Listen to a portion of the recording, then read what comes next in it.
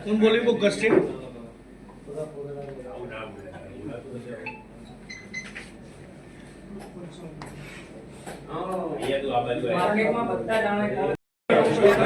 देखो यार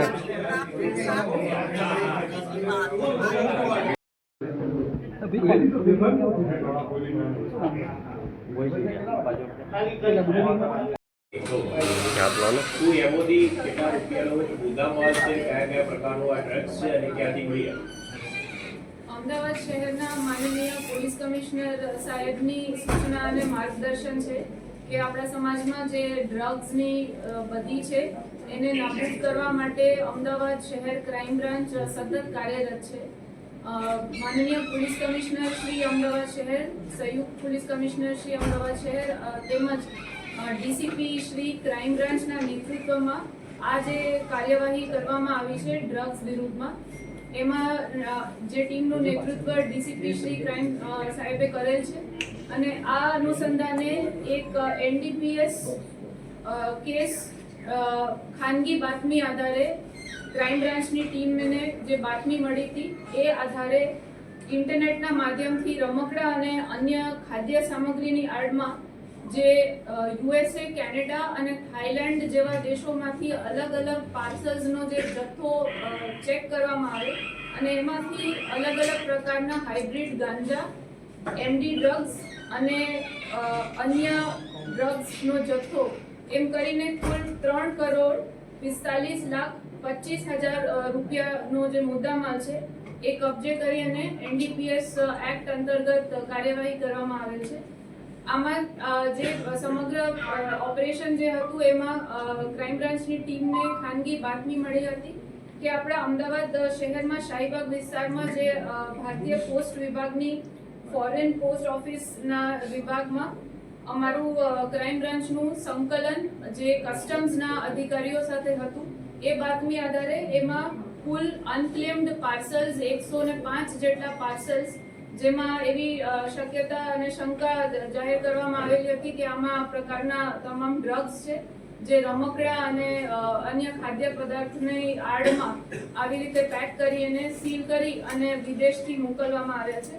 તો આ અનુસંધાને જે કસ્ટમ્સ કચેરીના અધિકારીઓના સંકલનમાં રહી અને ક્રાઇમ બ્રાન્ચની ટીમે આ 105 જેટલા પાર્સલ્સને પંચો રૂબરૂ તપાસ કરી અને આગળની કાર્યવાહી કરી તેમાં આ પ્રકારના ડ્રગ્સ મળી આવેલ છે.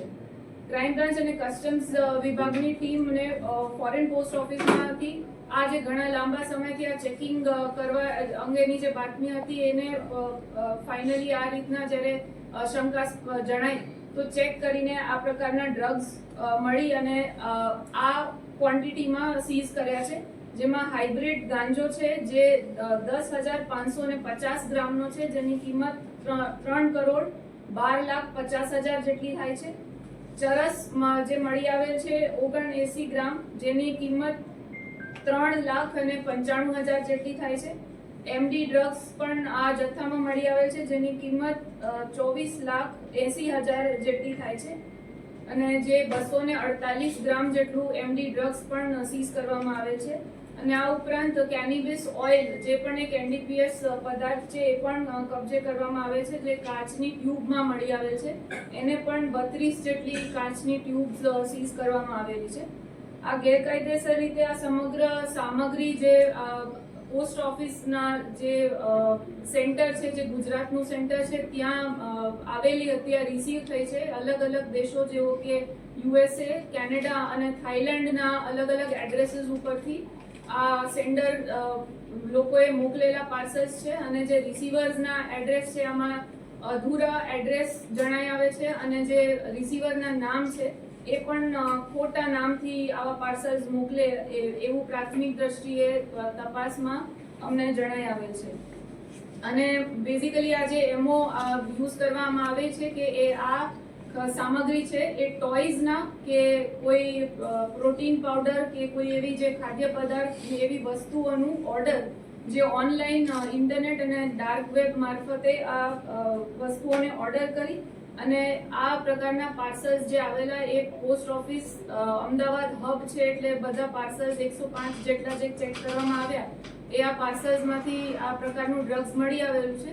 પણ જે રિસીવર એન્ડ ઉપર ગુજરાતના અલગ અલગ જિલ્લાના પણ એડ્રેસ આમાં મળી આવ્યા છે. પણ જે એડ્રેસીસ છે એ બધા ઇનકમ્પ્લીટ એડ્રેસીસ છે અને નામો જે રિસીવરના નામો છે સેન્ડરના પણ નામો છે એ ઇનકમ્પ્લીટ અને ખોટા છે. તો આ રીતે NDPS act section 8C, section 20D, section 22C અને સેક્શન 27 અંતર્ગત ગુનો દાખલ કર્યો છે અને આગળની વધુ તપાસ ચાલુ છે. આ રીતે પકડી પડ્યું અમદાવાદ ક્રાઇમ બ્રાન્ચ છે. અમદાવાદ ક્રાઇમ બ્રાન્ચ દ્વારા સતત એનડીપીએસ એક્ટ અંતર્ગત જે પાર્સલ ફોરેન પોસ્ટ ઓફિસના પાર્સલમાંથી આવી રીતે કેટલા ડ્રગ્સ પકડ્યા? એનડીપીએસ એક્ટ અંતર્ગત જે કાર્યવાહી હાથ ધરવામાં આવે છે એ ક્રાઇમ બ્રાન્ચ દ્વારા આ વર્ષમાં જે આ મોટો જે જથ્થો છે એ કબજે કરવામાં આવે છે અને માનનીય સીપી સાહેબની સૂચના અનુસાર આવી રીતે પોસ્ટ ઓફિસમાંથી કેટલામી વાર ડ્રગ્સ પકડી પડ્યું? પોસ્ટ ઓફિસ અગાઉ પણ સાયબર ક્રાઇમ દ્વારા પકડવામાં આવ્યું હતું. અત્યારે મૂળ સુધી કઈ પહોંચ્યું કે અત્યાર સુધી મૂળ તપાસ ક્યાંથી આવે છે, કઈ રીતે મંગાવાય છે, અહીંયા કોણ એને રિસીવ કરે છે? હાલમાં જે આ તપાસ છે એની તપાસ કાર્યવાહી ચાલુ છે. જે પાર્સલ સીઝ કરવામાં આવ્યા છે એના ઉપરના જે એડ્રેસીસ છે એ જે લોકોના નામ છે એડ્રેસીસ છે ઇનકમ્પ્લીટ છે એ કયા વિસ્તારના છે કયા એરિયામાંથી આવ્યા છે અને જે ફોન નંબર્સ એડ્રેસ સાથે મેન્શન કરેલા છે આ પાર્સલ્સ ઉપર એની ટેકનિકલ તપાસ થશે અને તપાસમાં જો કંઈ જણાઈ આવશે તો એના વિરુદ્ધ કાયદેસર 6 મહિના પહેલા પણ આવી રીતે પાર્સલમાંથી ડ્રગ્સ પકડાયું હતું આ જ જગ્યા ઉપરથી. તો એમાં તપાસમાં શું સામે આવ્યું?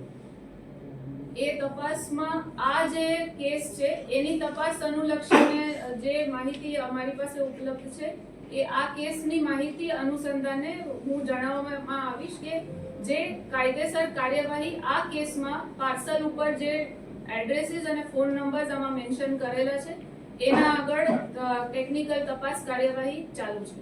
મેડમ, આ પાર્સલ કેટલા સમયથી પોસ્ટ ઓફિસમાં પડ્યા રહ્યા હતા? કેટલા સમયગાળા દરમિયાન આવ્યા હશે? આ જે પાર્સલ્સ હતા ક્રાઇમ બ્રાન્ચની જે ટીમ છે એમને ખાનગી બાતમી મળેલી હતી કે આ પ્રકારના પાર્સલ્સ નું જે આયાત વિભાગ છે એમાં આવે છે અને જે પાર્સલ્સ જ્યારે ચેક કરવામાં આવ્યા તો આ ઘણા સમયથી અનક્લેમ્ડ પાર્સલ્સ હતા. એ પોસ્ટ ઓફિસ ખાતે આ પાર્સલ્સને કોઈ ક્લેમ નથી કર્યા અધૂરા એડ્રેસ હોવાના કારણે. એડ્રેસ છે જે સરનામા છે કયા કયા શહેરના? આમાં જે અમદાવાદ જે પોસ્ટ ઓફિસ છે એ ફોરેન પોસ્ટ ઓફિસ એ ગુજરાત સ્ટેટનું હબ છે એટલે થાઈલેન્ડ, કેનેડા અને અમેરિકાથી આ પાર્સલ્સ આવ્યા છે જે સેન્ડર્સ છે અને રિસીવિંગ એન્ડમાં એવું છે કે જે ગુજરાતનું હબ અમદાવાદ શહેરમાં હોય ને આગળ અહીંયાથી અલગ અલગ જિલ્લામાં જાય છે એટલે ગુજરાતના અલગ અલગ જિલ્લાઓના એડ્રેસીસ પણ છે, ખાલી અમદાવાદના નહીં. આમાં કોણે વિદેશથી કઈ ગેંગે પાર્સલ મોકલું, કઈ રીતે મોકલે છે એવું કોઈ તપાસમાં કોઈ બહાર પડ્યું છે? કોણે મોકલ્યું? હાલમાં એ જે પાર્સલ ઉપર જે એડ્રેસીસ અને ફોન નંબર્સ લખ્યા છે એને ધ્યાનમાં રાખીને આ જે તપાસની કાર્યવાહી ચાલુમાં છે. ઓકે.